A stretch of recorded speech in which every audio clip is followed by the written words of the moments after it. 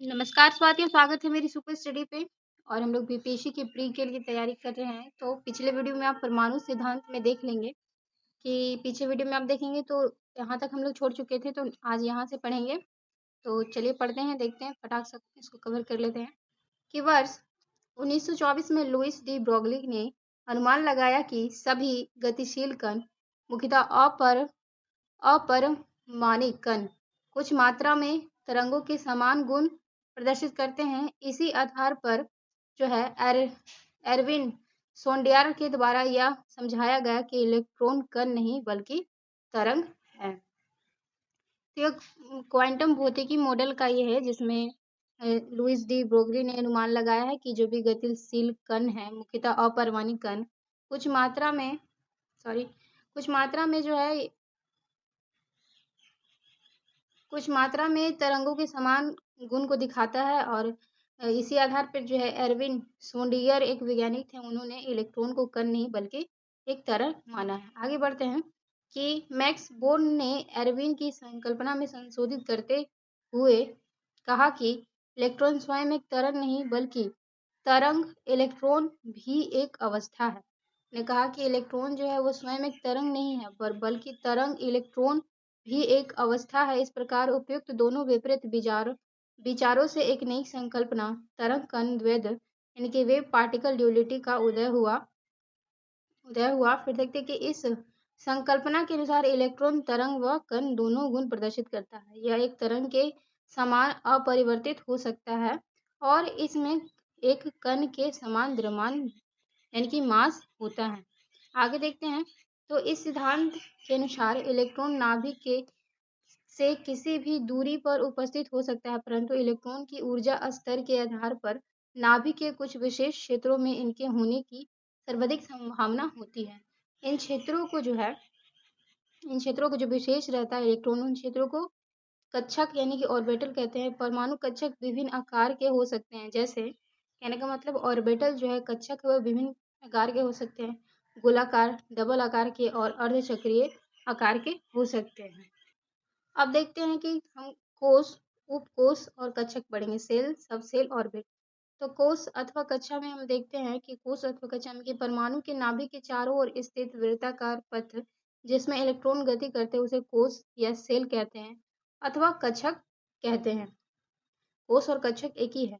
प्रत्येक कोष का एक निश्चित ऊर्जा स्तर होता है। सबसे कम ऊर्जा स्तर वाला कोष नाभिक के सबसे समीप तथा सबसे अधिक ऊर्जा स्तर वाला कोष नाभिक के सबसे दूर स्थित होता है। इन कोषों को KLM अथवा 1 2 3 N में रख के निरूपित किया जाता है।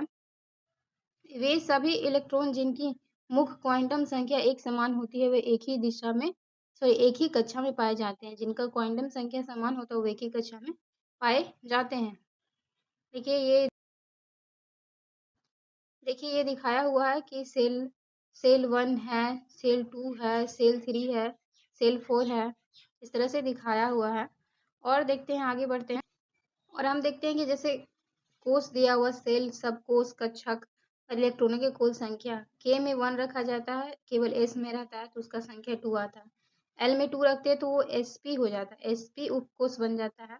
और उसमें जो है कक्षक में 4 हो जाता है, उसका संख्या 8 हो जाता है। फिर हम M में आते हैं तो ये SPD में बदल जाता है।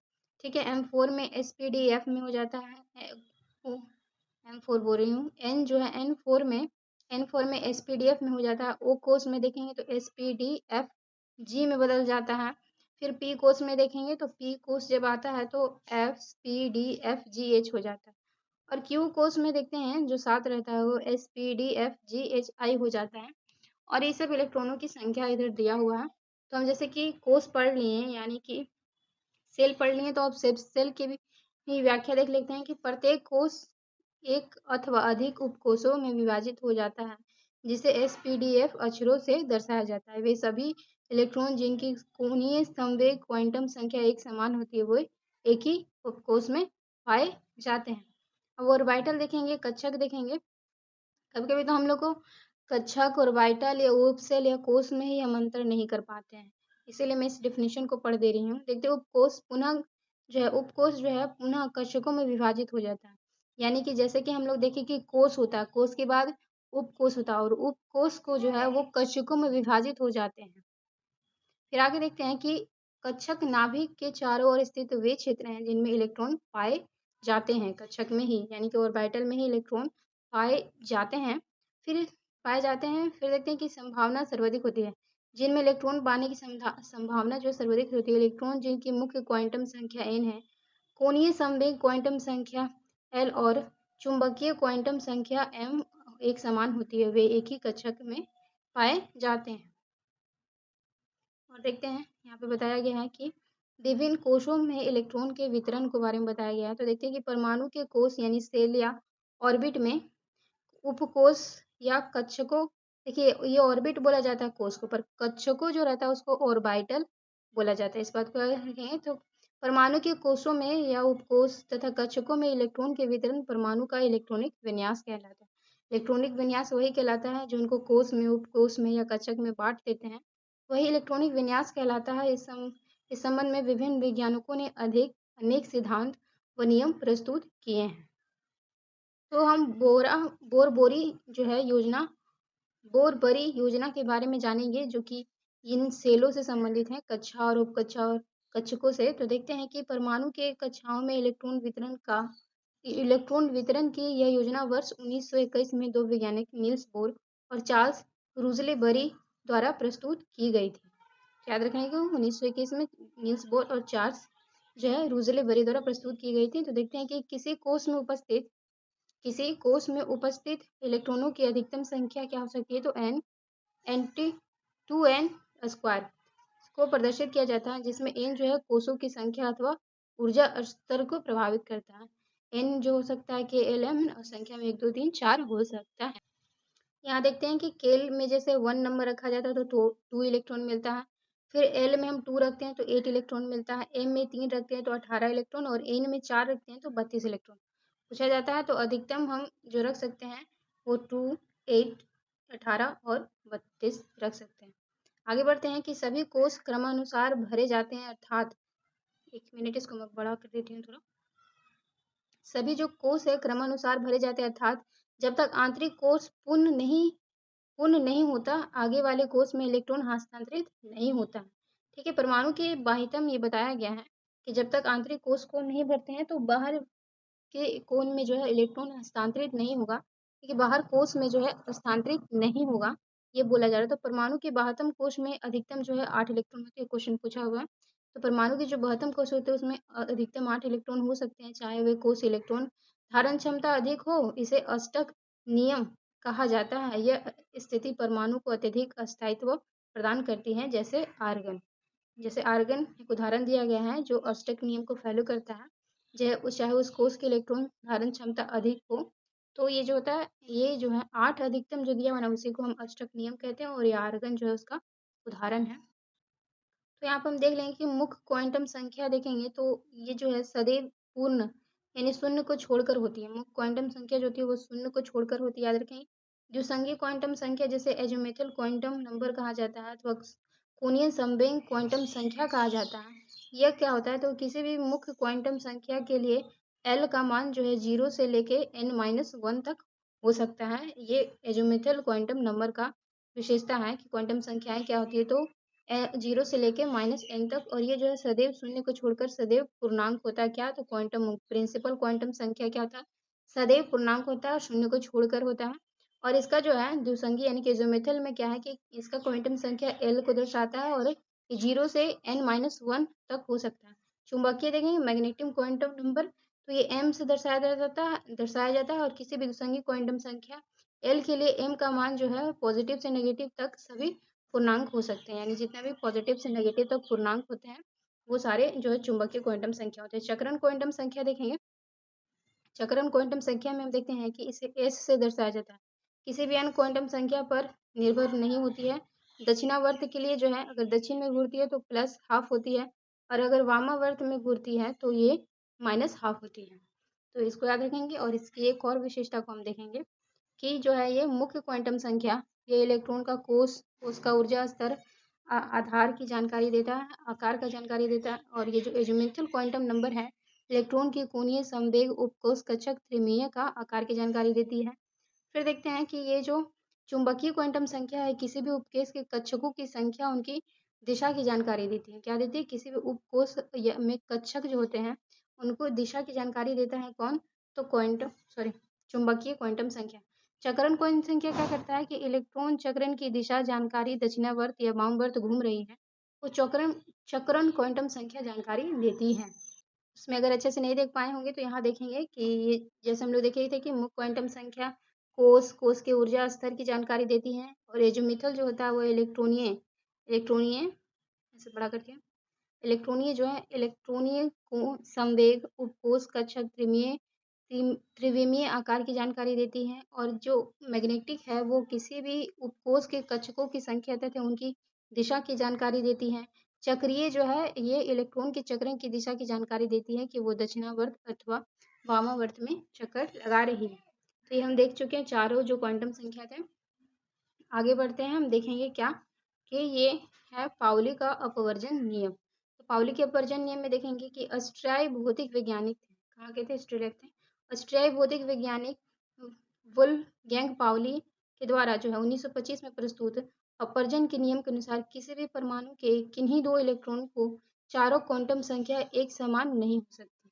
कहने का मतलब है कि ये जो पाउली जी कहते हैं कि किन्हीं भी दो इलेक्ट्रॉन है उनका कभी भी जो क्वांटम संख्या होता है, चार क्वांटम संख्या अभी हम देखें ना ऊपर, वो कभी भी समान नहीं हो सकता है। ये कौन कहता है? पाउली का अपवर्जन नियम कहता है। उदाहरण के लिए किन्हीं दो इलेक्ट्रॉनों में NLM क्वांटम संख्या समान हो तो उनकी जो N अर्थात चक्रण क्वांटम संख्या का मान आवश्यक ही भिन्न हो, अर्थात दोनों इलेक्ट्रॉन परस्पर विपरीत दिशा में चक्कर कर रहे हों।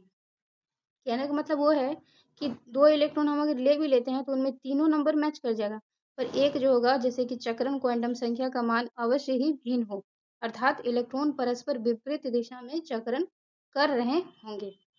अब आगे बढ़ते हैं, हम देखने वाले हैं ऑफ बाउ सिद्धांत। तो ये क्या बोलते हैं कि उप कक्षाओं में इलेक्ट्रॉन के प्रवेश का क्रम निम्न ऊर्जा स्तर से अधिक ऊर्जा स्तर वाली कक्षाओं की ओर, अर्थात इलेक्ट्रॉन पहले कम ऊर्जा स्तर वाले उपकोषों में अथवा कक्षकों में भरे जाते हैं, उसके पश्चात अधिक ऊर्जा स्तर वाले उपकोषों या अथवा कक्षकों में भरे जाते हैं। जैसे कि हम लोग डिफिनेशन में देख चुके थे कि उपकोष में ही कक्षक आते हैं, कक्षक जो उपकोष में आते हैं, तो वो जो है अफबाउ का सिद्धांत कहता है कि पहले जो है हम क्या भरेंगे कि इलेक्ट्रॉन को पहले कम ऊर्जा स्तर वाले उपकोषों में भरेंगे, उसके पश्चात ही अधिक ऊर्जा वाले उपकोषों में भरेंगे। कि क्या ये कौन कहता है? तो ये अफबाउ का सिद्धांत कहता है। अब हम देखने वाले हैं हुंड का अधिकतम बहुलता का नियम। थोड़ा सा धुंधला दिख रहा होगा पर मैं इसको थोड़ा क्लियरली और अच्छे से पढ़ दूंगी कि हुंड का जो अधिकतम बहुलता का नियम क्या है कि जर्मन वैज्ञानिक थे फ्रेडरिक हुड। कहाँ के वैज्ञानिक थे? जर्मन के। कौन? हुंड द्वारा जो है वर्ष 1925 में प्रतिपादित इस नियम के अनुसार परमाणु के किसी भी उपकोष में किसी भी उपकोष के कक्षक में तब तक दो इलेक्ट्रॉन नहीं भरे जा सकते जब तक उनके सभी कक्षकों में एक एक इलेक्ट्रॉन ना भर दिया गया।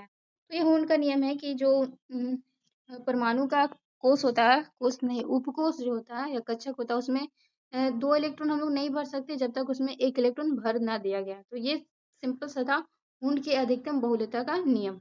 आगे बढ़ते हैं, थोड़ा सा और बचा हुआ कि परमाणु संख्या और परमाणु क्रमांक अथवा परमाणु क्रमांक जान लेंगे तो किसी भी तत्व के परमाणु के नाभिक में उपस्थित प्रोटॉनों की संख्या उस तत्व की परमाणु संख्या कहलाती है। किसकी संख्या? प्रोटॉनों की संख्या। इसे J से प्रदर्शित किया जाता है। किसी भी उदासीन परमाणु में प्रोटॉन और इलेक्ट्रॉनों की संख्या बराबर हो जाती है। अगर कोई उदासीन परमाणु है तो प्रोटॉन और इलेक्ट्रॉनों की संख्या बराबर हो जाएगी, और याद रखेंगे प्रोटॉन जो है वो संख्या निर्धारित करता है। आगे चलते हैं, तो दिया हुआ कि परमाणु संख्या नाभिक में प्रोटॉनों की संख्या इक्वल टू उदासीन परमाणु इलेक्ट्रॉनों की संख्या के बराबर होते हैं। आगे बढ़ेंगे हम तो देखेंगे द्रव्यमान संख्या। जैसे कि हम अभी परमाणु संख्या देख चुके थे, तब द्रव्यमान संख्या देखेंगे। किसी भी परमाणु के नाभिक में उपस्थित प्रोटॉन और न्यूट्रॉनों के संख्या का योग उस परमाणु की द्रव्यमान संख्या कहलाती है, जिसे A से प्रदर्शित किया जाता है। तो द्रव्यमान संख्या क्या होती है? प्रोटॉन और न्यूट्रॉन का जोड़ होता है। प्रोटॉन और न्यूट्रॉन का जोड़ क्या होता है? वो द्रव्यमान संख्या होती है। आगे देखते हैं कि द्रव्यमान संख्या देखेंगे तो प्रोटॉन प्लस न्यूट्रॉनों की संख्या, परमाणु संख्या प्लस न्यूट्रॉनों की संख्या, ये जो है वो द्रव्यमान संख्या कहलाती है। कभी प्रोटॉनों की संख्या भी लिखा रह सकता है और कभी परमाणु संख्या भी लिखा रह सकता है, पर इधर जो है न्यूट्रॉनों की संख्या। तो ये द्रव्यमान संख्या की विशेषताएं देखते हैं। समस्थानिक जिसे आइसोटॉप्स कहा जाता है। तो समस्थानिक आइसोटॉप्स को हम देखेंगे तो देखते हैं कि समस्थानिक आइसोटॉप में क्या दिया हुआ है कि एक ही तत्व के ऐसे परमाणु जिनमें प्रोटॉन या इलेक्ट्रॉनों की संख्या समान होती है तथा न्यूट्रॉनों की संख्या भिन्न होती है उसे हम समस्थानिक कहते हैं। याद रख लेंगे समस्थानिक का सीधा डेफिनेशन है कि प्रोटॉन हो या इलेक्ट्रॉन, प्रोटॉन और इलेक्ट्रॉन जो वो समान हो पर उसमें जो न्यूट्रॉन की संख्या होती है वो भिन्न होती है, उन्हें हम समस्थानिक कहते हैं। ठीक है, आगे देखते हैं कि समस्थानिक की परमाणु संख्या J के समान होती है परंतु द्रव्यमान संख्या भिन्न होती है। कहने का मतलब है कि परमाणु समस्थानिक की परमाणु संख्या समान होती है परंतु द्रव्यमान संख्या भिन्न होती है। उदाहरण के लिए प्रोटियम, ड्यूट्रियम और ट्रिटियम यदि इत्यादि जो है हाइड्रोजन के समस्थानिक है। ये सब जो है प्रोटियम, ड्यूट्रियम ये सब जो है हाइड्रोजन के समस्थानिक है। आगे देखते हैं कि इलेक्ट्रॉनों की संख्या समान होने के कारण समस्थानिक रासायनिक गुण समान होते हैं परंतु भौतिक गुण भिन्न भिन्न होते हैं। तो जो समस्थानिक हम पढ़ रहे थे उसमें इलेक्ट्रॉनों की संख्या समान होती है इसीलिए उनका जो रासायनिक गुण होता है वो समान होता है परंतु जो भौतिक गुण होता है वो भिन्न भिन्न होता है। तो ये भी डिफिनेशन होता है कि रासायनिक गुण समान और भौतिक गुण भिन्न किस में होता है तो समस्थानिक में होता है। इस बात को भी याद रखेंगे। संभारिक देखेंगे तो परस्पर दो भिन्न तत्वों के परमाणु जिनकी द्रव्यमान संख्या एक समान परंतु परमाणु संख्या भिन्न हो वे संभारिक कहलाती हैं। तो इसका डेफिनेशन था कि द्रव्यमान संख्या जो है वो समान हो जाएगा किसमें, संभारिक में, और जो परमाणु संख्या है वो भिन्न होती है वो संभारिक कहलाती है। द्रव्यमान संख्या समान होने के कारण संभारिक तत्वों के गुण समान होते हैं परंतु रासायनिक गुण भिन्न होते हैं। अर्थात आर्गन, पोटेशियम और कैल्शियम जो है वो ये सब संभारिक है। इसमें संभारिक कैसे का मतलब कि जो ऊपर में जो 40 दिख रहा है वो बराबर है, इनकी मास बराबर है और नंबर अलग है। सम न्यूट्रिक भी देख लेंगे तो सम न्यूट्रिक में देखते हैं कि परस्पर भिन्न तत्वों के वे परमाणु जिनकी परमाणु संख्या और द्रव्यमान संख्या भिन्न भिन्न हो परंतु नाभिक में न्यूट्रॉनों की संख्या समान हो से हम सम न्यूट्रिक कहते हैं। उदाहरण के लिए सोडियम, मैग्नीशियम सम न्यूट्रिक है क्योंकि इन दोनों के तत्वों के परमाणु न्यूट्रॉनों की संख्या 12 है। ये सब आप कई बार पढ़ चुके होंगे फिर भी मैं क्योंकि रिवीजन करवा दे रही हूँ। उदाहरण के लिए हम देख लेंगे सोडियम और मैग्नीशियम जो है ये सम न्यूट्रिक हैं क्योंकि इन दोनों के तत्वों के परमाणु न्यूट्रॉनों की जो संख्या है वो 12 है। सम न्यूट्रिक का मतलब ही होता है कि न्यूट्रॉनों की संख्या बराबर हो। ये सारे कॉन्फ़िगरेशन दिए हुए हैं कुछ समस्थानिक के। तो हाइड्रोजन में हम लोग देखते हैं क्या है कि प्रोटेरियम, ड्यूटेरियम और ट्रिटियम याद रहता है। कार्बन का देखिए इस तरह से नीचे में 6 दिया हुआ ऊपर में बढ़ता जा रहा है। फिर नाइट्रोजन का समस्थानिक है कि 7 है ऊपर में बढ़ता जा रहा है। ऑक्सीजन का भी 8 है, क्लोरीन का 7 ऊपर में बढ़ता जा रहा है। तो ये जो है वो समस्थानिक के उदाहरण दिए हुए हैं कुछ। एक पॉइंट यहाँ पे क्या है देख लेते हैं कि विशेष कि हाइड्रोजन एकमात्र ऐसा तत्व है जिसके समस्थानिकों के नाम भिन्न भिन्न हैं। जिनके समस्थानिक के नाम भिन्न भिन्न है वो कौन है, हाइड्रोजन है। पोलोनियम के समस्थानों की संख्या सर्वाधिक होती है। जो पोलोनियम होता है उनके जो समस्थानिक होते हैं उनकी संख्या सर्वाधिक होती है। तो ये सारे सिद्धांत जो थे मैंने बता दिए, इन दोनों वीडियो को आप देख लीजिएगा, आपका कवर हो जाएगा। और अच्छा लगे तो जरूर सेशन को लाइक कर दीजिएगा और सब्सक्राइब कर लीजिए चैनल को क्योंकि मैं बीपीएससी प्रीलिम्स के लिए तैयारी अच्छी करने वाली हूँ। Thank you sir.